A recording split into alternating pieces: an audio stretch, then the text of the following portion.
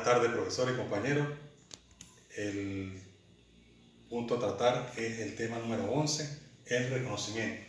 El reconocimiento internacional consiste en la manifestación unilateral de voluntades de un Estado mediante el cual se reconoce la existencia de una situación jurídica, tales como el Estado, el gobierno de facto, movimientos deliberantes y comités de liberación nacional. Formas de reconocimiento. Tenemos el reconocimiento expreso, que es la declaración formal, verbal o oral. Reconocimiento tácito, que es el acto mediante el cual se reconocen situaciones tales como el establecimiento de relaciones diplomáticas, el recibimiento de un jefe de Estado o la conclusión de un tratado bilateral internacional. Otras formas de reconocimiento, tenemos el individual, que es cuando el reconocimiento es hecho por un Estado, el colectivo, cuando es hecho por varios estados, el oportuno es cuando se hace en el tiempo idóneo, el demorado, cuando el Estado cumple con todos los requisitos, pero surgen retardos injustificados. Y el prematuro es cuando se hace el reconocimiento, aun cuando el Estado no tiene todos los requisitos exigidos. Grado de reconocimiento. Podemos distinguir el reconocimiento de iuris, que es el acto en el cual, mediante el cual el Estado que reconoce acepta que el Estado reconocido cumple con todas las condiciones exigidas por el derecho internacional para ser sujeto de derecho internacional. El reconocimiento de facto es el acto mediante el cual el Estado que reconoce acepta de manera provisional y con reservas de garantía futuras que el Estado reconocido tiene las condiciones necesarias por el derecho internacional para que a futuro sea sujeto de derecho internacional. Extensión y efecto. Si un Estado como fenómeno jurídico interno, histórico, geográfico, sociológico y público no es reconocido por otro Estado alguno, no tiene carácter de sujeto de la comunidad internacional ni de derecho internacional. Por lo tanto, se le vulnera el derecho a ser anexado a la comunidad internacional que es regida por el derecho internacional. Reconocimiento de Estado. Para que exista reconocimiento de Estado, deben existir tres elementos de fondo, como lo es el territorio, la población y el gobierno. La legitimidad del gobierno o del poder no es un requisito necesario para el reconocimiento del mismo. Teoría del reconocimiento de Estado. Tenemos la declarativa. El reconocimiento no es un elemento esencial para el reconocimiento del Estado, ya que éste existe como sujeto internacional, así no sea reconocido por Estado alguno. Y el constitutivo otorga el reconocimiento a un Estado cuando es reconocido por otros Estados. Reconocimiento del gobierno. Generalmente no es necesario el reconocimiento de un gobierno, ya que en el reconocimiento de un Estado está implícitamente el reconocimiento de un gobierno, a no ser que exista un cambio de forma en el cual se va en contra del régimen constitucional del Estado, entonces donde se hace necesario determinar si las nuevas autoridades del gobierno cumplen con los requisitos de derecho internacional para representarlo en las relaciones internacionales. Doctrinas sobre el reconocimiento. Primeramente tenemos la de Stinson, que surge en Estados Unidos en 1932 y que se fundamenta en el no reconocimiento de situaciones o hechos de fuerza que vulneren el derecho internacional. Luego tenemos la de Estrada en 1930 en México, que se fundamenta en la manifestación en contra de los estados que quieran destacar, o sea, que un gobierno extranjero sea legítimo o ilegítimo, principalmente los que surgen de los actos revolucionarios.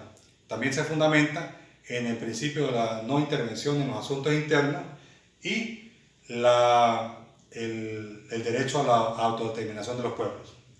Posteriormente tenemos la de Tovar, que surge en Ecuador en 1907 y se fundamenta en el no reconocimiento de los gobiernos que surgen de los actos de fuerza.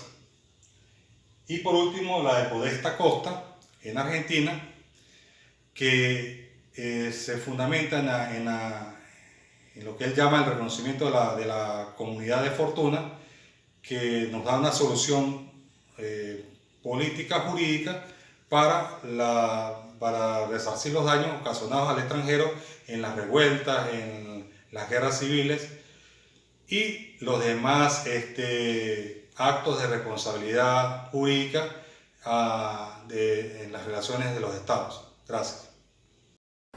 El ejercicio de las competencias.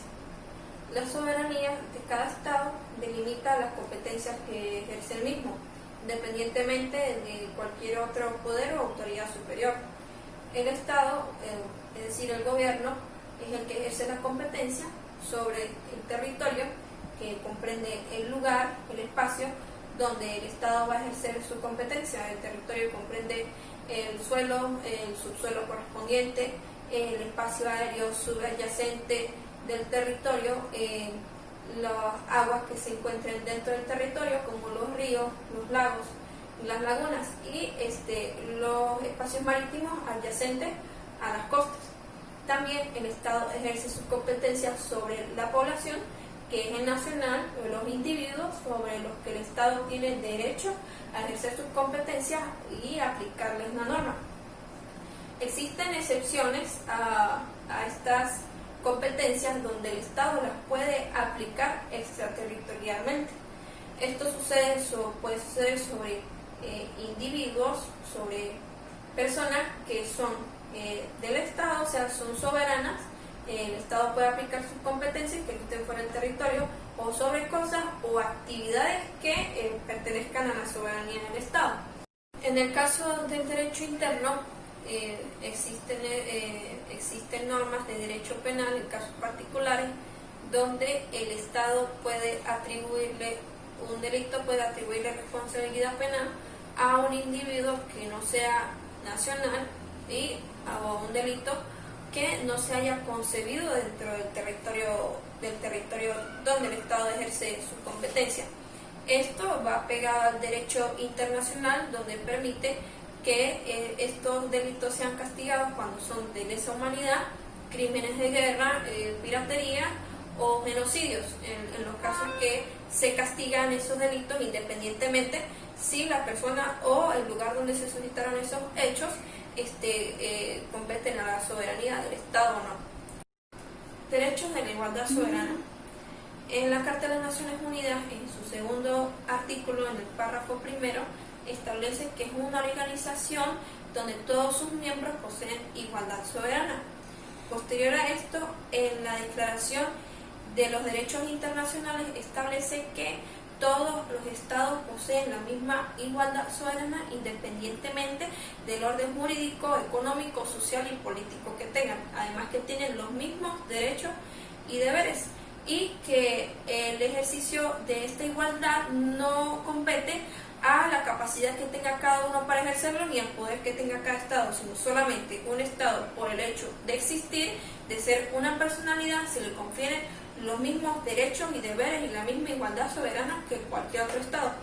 La igualdad soberana comprende que cada estado es jurídicamente igual, que tiene integridad territorial y política que hay que respetar, que además tiene las mismas obligaciones de cumplir con los deberes internacionales y a respetar las relaciones entre los estados y mantener la paz.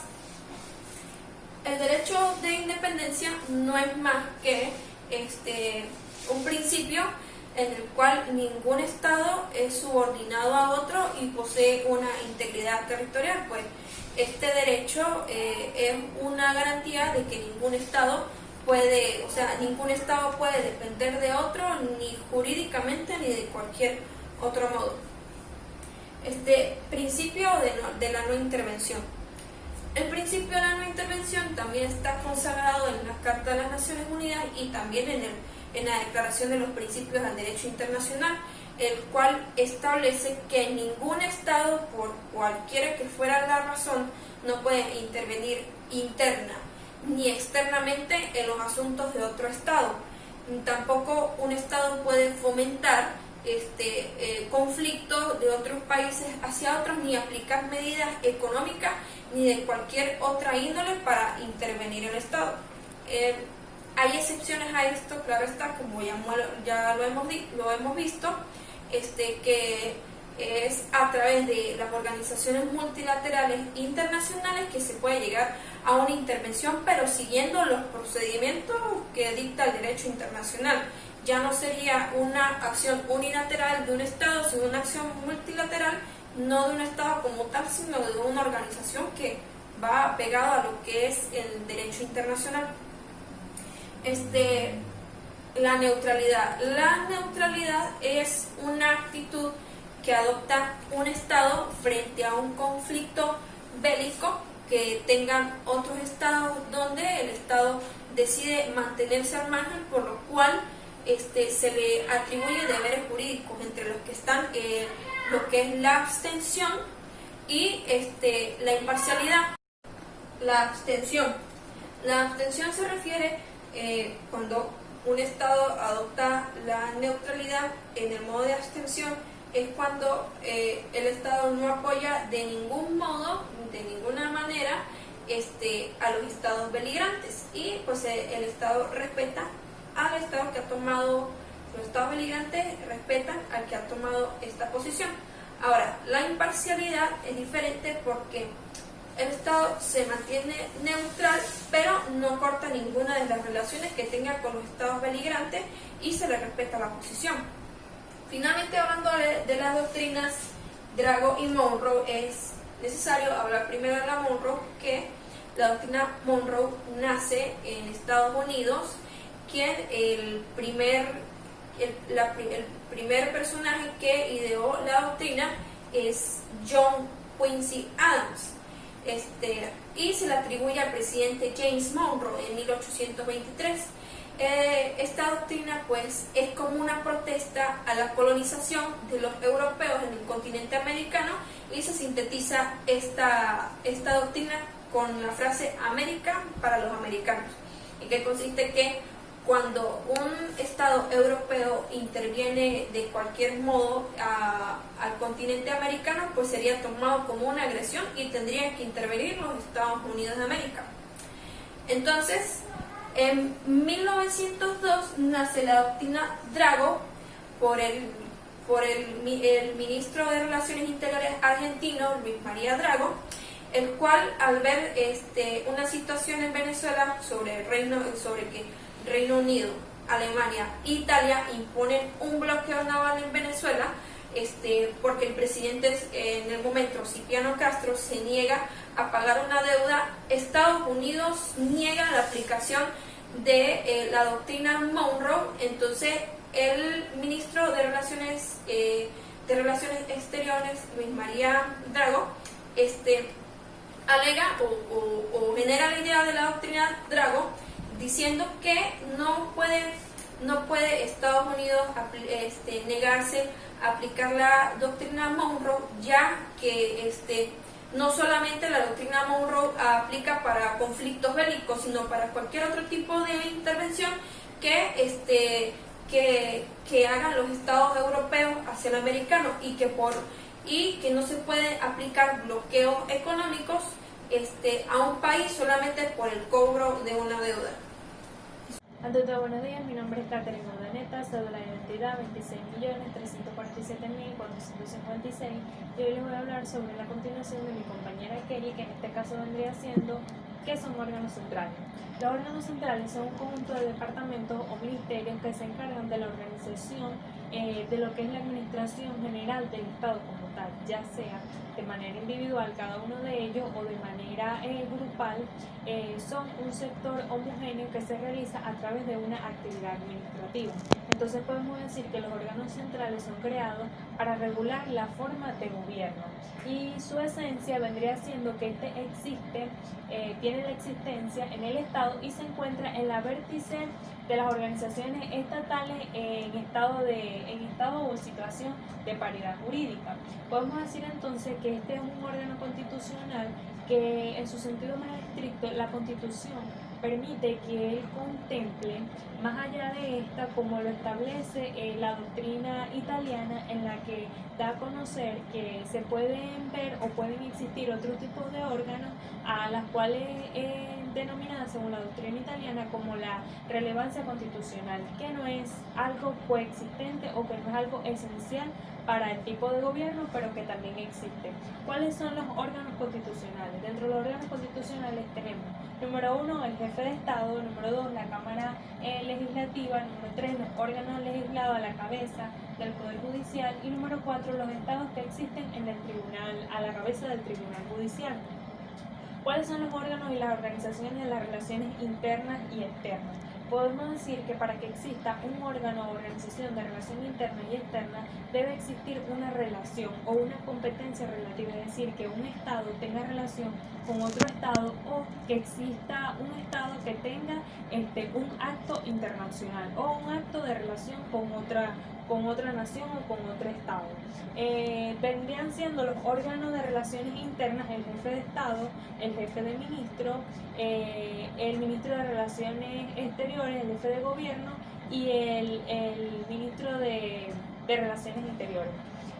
Luego tenemos que el jefe de gobierno es uno de los órganos de mayor categoría, tanto política como administrativa, que pueda tener un Estado, y que este se basa principalmente en el que el derecho internacional interno le estipula cuáles serán las desviaciones y las competencias que este podrá tener. Incluso, si es necesario, él le transmite cuáles serán las relaciones internacionales que este puede tener o puede llevar a cabo.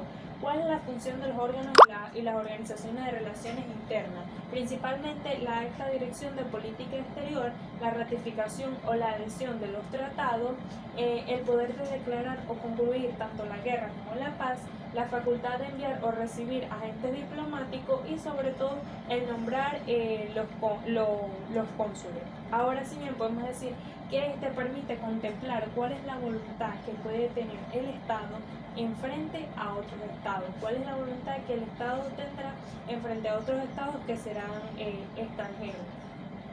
¿Cuáles son las relaciones o organizaciones de relaciones externas? Viene siendo un grupo de personas de un estado que se encuentran en otro estado. Estos son los externos. A estos se les denomina misiones diplomáticas, cónsules o representantes. Estos tienen un estatus privilegiado o un estatus extraterritorial, lo que significa que en algunas leyes tiene desigualdad de leyes, es decir, no todas las leyes las cumplen o las acatan de igual manera que una persona que esté en otro estado sin este estatus de prioridad.